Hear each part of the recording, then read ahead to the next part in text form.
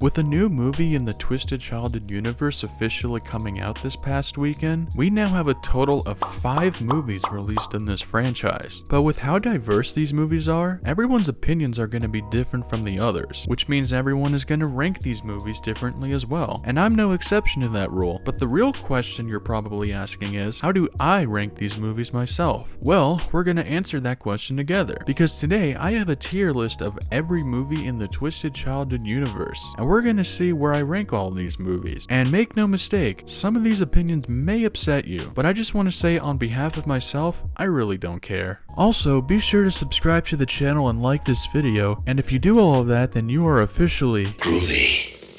Alright, so here's our tier list. If you don't know how this works, basically there's different tiers, right? And so like the higher the tier is, the more you like a movie, and the lower the tier is, the less you like it. So for example, S tier means it's a great movie, it's fantastic, you love it with all your heart, and then F tier means it's an abomination and should have never been made. Does that make sense? Cool. Alright, without further ado, let's begin.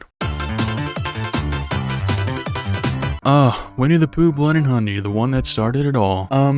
I mean, what else can I say about this movie other than it's not a good movie? Like, what else do I need to say? It's horribly acted, it has maybe the cheapest kills I've ever seen, and I mean, don't even get me started on the mask, like, good god. Look, I understand this movie's low budget, but I still can't get past the fact that these masks look terrible. All the more insulting when you know that these masks were not even made for the movie, they were just some cheap rubber mask that they bought online. Like, seriously, you could have, like, made some, like, cheap makeup and it would have looked 1,000 times better than what we ended up getting. But then you have the scenes where they're like digitally altered and they're supposed to like show emotion. Like for example, you have that shot of Winnie the Pooh like frowning after he slit that one girl's throat open, and it looks just as bad as the normal mask. It's genuinely laugh out loud funny. I will say this though, the first 5 minutes with like the animated segment that sets up the movie, it's actually not bad, but the problem is it sets up potential for like an actually genuinely interesting movie, and then what we get after, it's like, what was the point of that introduction?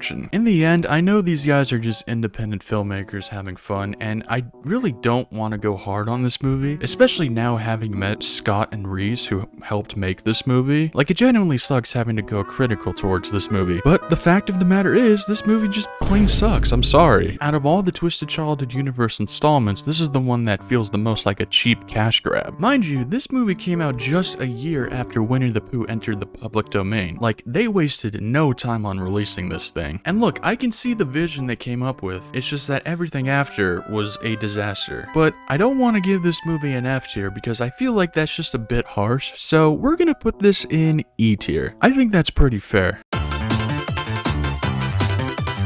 It genuinely blows my mind that Winnie the Pooh, Blood and Honey 2 was made by the same people who made the previous movie. The quality between these movies is actually like night and day, because Winnie the Pooh, Blood and Honey 2 is way better than the first one. It's not even funny. The crossbreeds look way better. The kills look way better. The acting, oh my god, don't even get me started on how much better the acting is. Like, I was genuinely so invested in Scott Chambers' performance as Christopher Robin. Like, he was genuinely really good in this movie. Seriously, cast Scott Chambers in more like drama movies. I think he'd be really fitting in those. But another reason why this movie is so much better is that there feels like an actual story here. In the first Blood and Honey, it was just a cheap slasher with nothing to be invested and maybe the most forgettable characters ever. Well, maybe besides Bambi the Reckoning, but we'll get to that later. Here, you actually want to root for the characters against the crossbreeds, which that by itself I think makes it a big step up from the first movie. Plus, the concept of the first Blood and Honey now being an in-universe movie, kind of like how Stab is to Scream, is genuinely a brilliant idea, and I'm really glad they went forward with that. And plus, that reference to the Morbius meme was f***ing iconic. He said it! He said it! But even though this movie is significantly better than the first one, it is still a flawed movie, because they actually want to make this like a genuinely like serious and dark movie, and I do think that has the potential to work. The problem is the design of the crossbreeds just don't fit a serious tone like at all. Plus, the idea of it being f***ing Winnie the Pooh being a slasher, I feel like that concept alone, it should be like a horror comedy. But they decided to make it a serious movie, and just sometimes it really doesn't work for me. There's a scene towards the beginning where Christopher Robin is in therapy, and there's a line of dialogue he delivers that genuinely made me laugh out loud. I started to remember when I was younger, playing with Pooh in the woodland. And Like, you could tell that they were going for like a more serious tone here, but when he brings up Winnie the Pooh, I couldn't help but laugh. It makes the tone of the movie feel really imbalanced. But with all that being said, this movie is surprisingly pretty fun, and the idea that not only it came from the same people who made the first Blood and Honey, but also that it only came out a year after the first one, to produce something of that quality on your second try that quick is genuinely an impressive feat. It's kind of like you're playing darts and the first time you throw a dart you completely miss the board, but on the second attempt you get a perfect bullseye. So yeah, Winnie the Pooh Blood and Honey 2 is actually surprisingly good. Like, it's probably better than some of the actual big slasher movies that came out in the last decade. I would much rather watch this, say, over a movie like Halloween Kills, for example. So I'm giving Winnie the Pooh Blood and Honey 2 a B tier. It is genuinely that much of a step up from the first one. So good job, TCU team.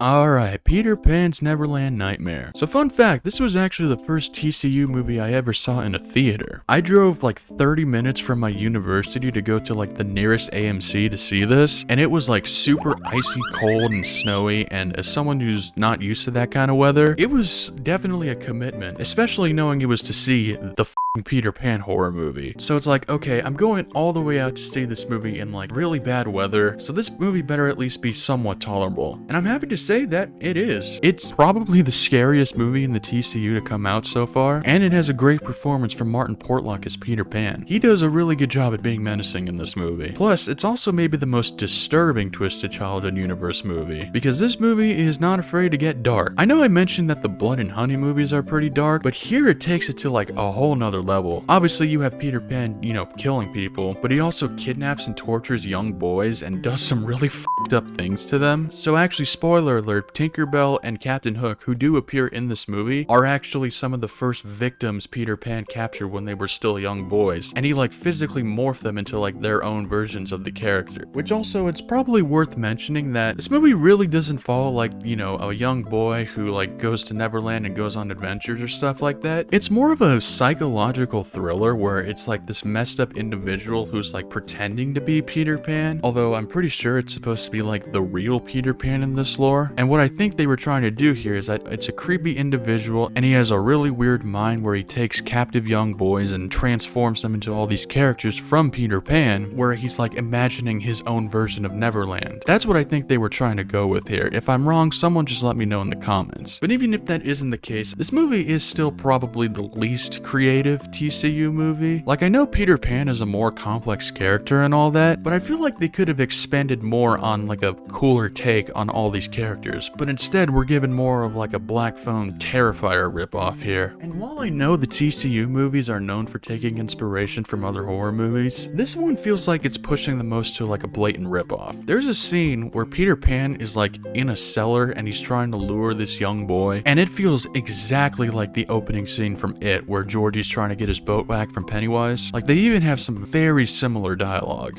I'm not allowed to talk to strangers.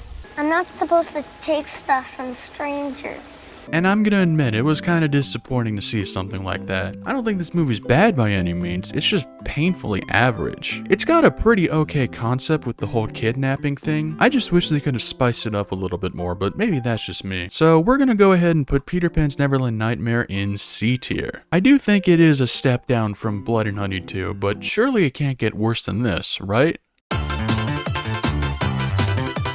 Yeah, no, unfortunately it does get worse here, because Bambi the Reckoning is up next. And out of all the TCU movies, this is the one that definitely feels the most like a filler movie. Because let's face it, Bambi's a pretty boring character to make into a horror movie. If you're familiar with Bambi, you know that it's not really that much of an interesting story overall. So what do they do with Bambi to make it their own version? Well, they make Bambi drink from a poisonous lake, and all of a sudden he's now an evil monster and he goes around killing humans. And that's pretty much the whole movie. This is by far the least interesting story of all the TCU movies. I don't care about Bambi, I don't care about any of the other characters. The movie itself looks so dull and gray. Like, they could have saturated it maybe just a little bit more. It made it feel even more lifeless. Which, hey, maybe that's what they were trying to go for, because they actually do have a pretty decent message in this movie about how you shouldn't be harming the environment, which I will say is maybe the best thing they have going for this movie. But I mean, that's a pretty simple message, all things considered. And then you have have Bambi's CGI design. Now, overall, I don't hate it. I think it's a perfectly serviceable design, but there are certain shots in this movie where it just does not look good. Like at times it feels like I'm just watching a cutscene from a PlayStation 2 video game. Certain shots probably could have used a bit more tweaking, but maybe they didn't have the budget to do that, I guess. They also try to do this thing where like the grandmother in the story has like this weird psychedelic connection to Bambi. However, they just do not explore on this connection at all. They were like, oh, what else can we do to make this movie stand out more? Oh, I know, let's have the grandma have these connections to Bambi. Yeah, people will like that. I really wanted to give this movie a chance, but in the end, I didn't like it. It just simply wasn't for me. There are a lot of people who do genuinely like Bambi the Reckoning. However, I'm not one of them. I don't know what else to say. Bambi the Reckoning is going in D tier. It's not that good, guys.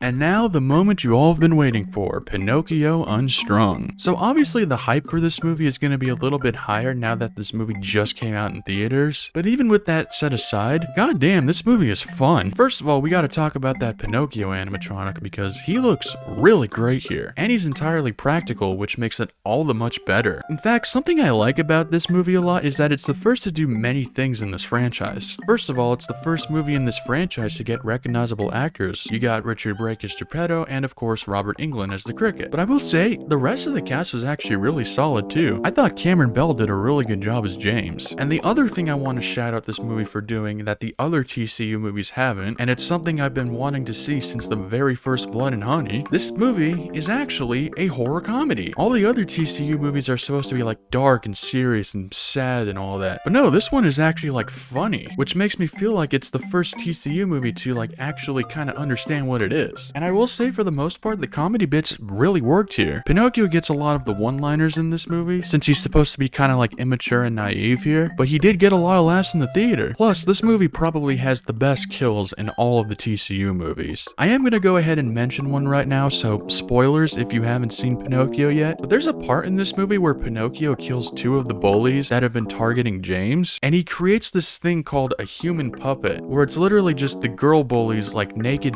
body, but her boyfriend's dick is attached to her crotch area. What?